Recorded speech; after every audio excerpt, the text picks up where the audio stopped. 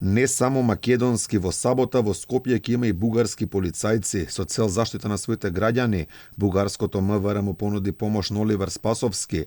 Министерот за внатрешни работи вели сме можеле се сами, но не демантираше дека во Скопје ќе имало полициски службеници од Бугарија и да дојделе ке сме можеле да ги броиме на една рака. Тоа не станува за полициски сили кои што се нудат од Бугарија за да дојдат.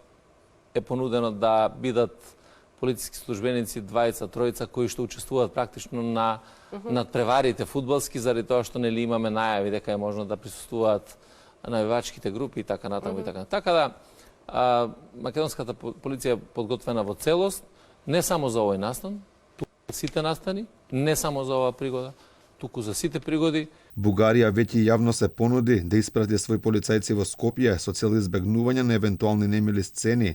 Главниот комесар во бугарското МВР Станемир Станев вели дека цело време бил во комуникација со својот македонски колега, па ако било потребно ќе испрателе своји полицајци. Аз съм в комуникация постоянна. Днес 3 пъти се чух с колегата си от Северна Македония, от Министерство на вътрешните работи, с който се обменяме информация как да получат те информация, те я получават за движение на наши хора, за общ брой, който към момента все още не разполагаме с тази информация, но това е динамична цифра. А полицейските мерки включват ли изпращането на български полицаи в Северна Македония за честванията на Гоце Делчев? Това ще бъде обсъдено утре.